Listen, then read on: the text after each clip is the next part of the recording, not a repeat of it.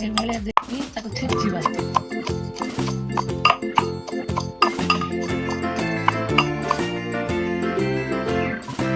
ଏଇଭଳି ତାକୁ ଛେଚିଦେବା। ତାକୁ ହଳଦୀ ପାଣିରେ ପକେଇବା।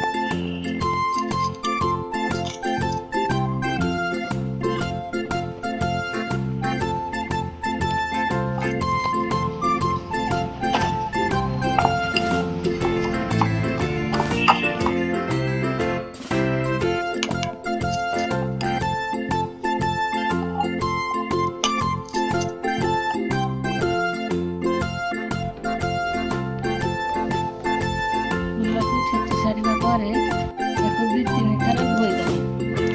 ତାର କଷା ପାଣି ସବୁ ବାହାରିଯିବ।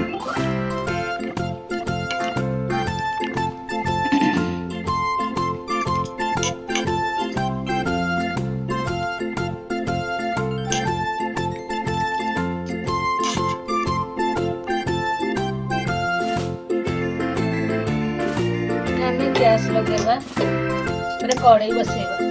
ଫାଷ୍ଟ ପାଣି ଦେଇଦେବା। ପରିମାଣକୁ ଦେଖିକି ପାଣି ଦେବା। ବତୁରେଇ ରଖିଥିବା ବୁଟ ଡାଲିକୁ ଦେଇଦେବା।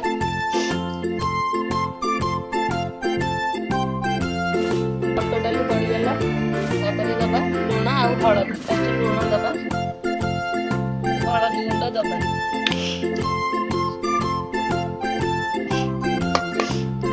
ଗୋଳେଇ ଦେବା। ତାପରେ ଘୋଡ଼େଇ ଦେବା। କିଛି ସମୟ ସିଝିବା ପାଇଁ ଛାଡ଼ିଦେବା।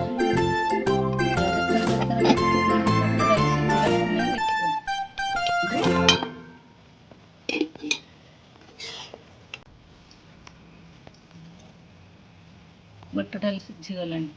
ତାକୁ ଓହ୍ଲେଇ ଦେବା। ବୁଟ ଡାଲିକି ଗୋଟେ ଜାଗାକୁ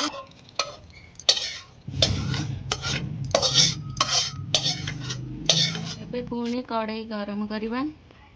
ସେଥିରେ ଦେବା ତେଲ। ମୁଁ ଏଠି ନେଇଛି ସୋରିଷ ତେଲ।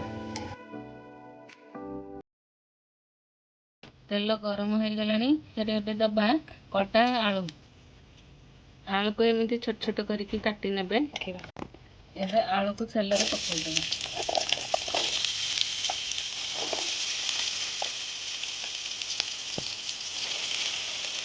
ଦେବା ଲୁଣ, ହଳଦୀ ଗୁଣ୍ଡ,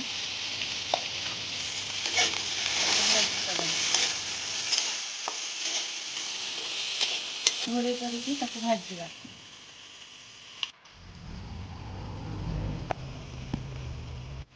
ଏଠି ଆଳୁ ସବୁ ସିଝିଗଲାଣି। ଏବେ ଏଥିରେ କଦଳୀ ଫୁଲକୁ ଚୁପୁଡ଼ିକି ଦେବା। କରେଇରେ ଦେବେ, ନହେଲେ କଳା ପଡ଼ିଯିବ। ଆଗରୁ ଯଦି ଚୁପୁଡ଼ିକି ରଖିଥିବେ ତାହେଲେ କଳା ପଡ଼ିଯିବ। ଭାଜିଦେବା।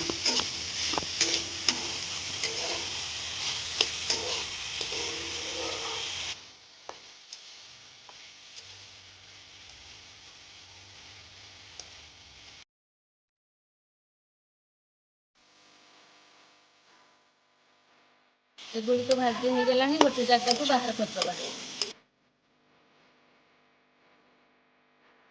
ଏବେ କଡ଼େଇରେ ତେଲ ଦେବା। ଗରମ ହେଇଗଲାଣି। ଏଥିରେ ଦେବା ଜିରା ଆଉ ତେଜପତ୍ର।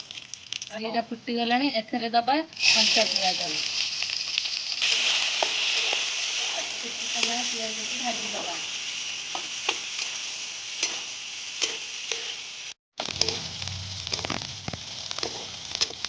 ଦେଖନ୍ତୁ ଏଠି ପିଆଜ ଭାଜି ହେଇଗଲାଣି। ଏଥିରେ ଦେବା ଅଦା ରସୁଣ ଛେଚା। ଭାଜି ନେବା। 10 ମିନିଟ୍ ପର୍ଯ୍ୟନ୍ତ ତାକୁ ଭାଜି ନେବା।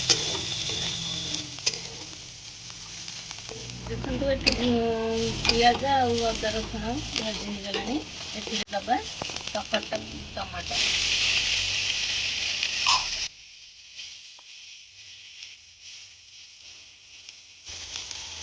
ଏଥିରେ ଦେବା ହଳଦୀ ଗୁଣ୍ଡ। ଏଥିରେ ଦେବା ଲଙ୍କା ଗୁଣ୍ଡ ଆଉ ଚିକେନ୍ ମସଲା ଦେବା। ଟିକେ ପାଣି ଦେବା ଦେଇ କଷିଦେବା।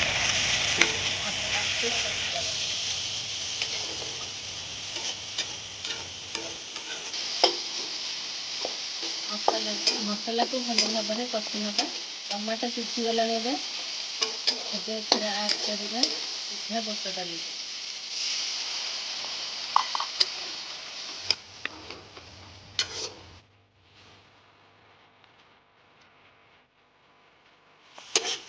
देखो कषि हो गला बुट डाली दबा भजा आलू आउ कदली भंडा फुल इसको 5 मिनिट भल भाव में कषि नवा पानी दबा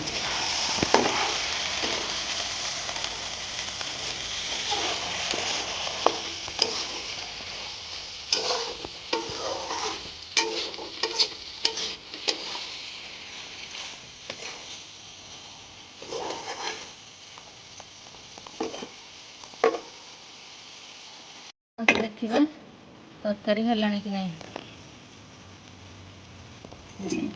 देखो ये आमर कदली फुल तरकारी भल भाव में हो जाए चलतु एथरे दबा धनिया पत्र गोले दबा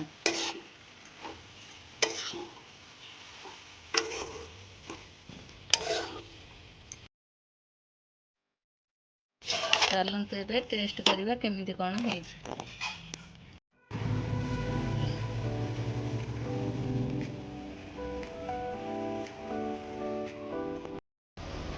चलतु ए टेस्ट करवा केमिति लगे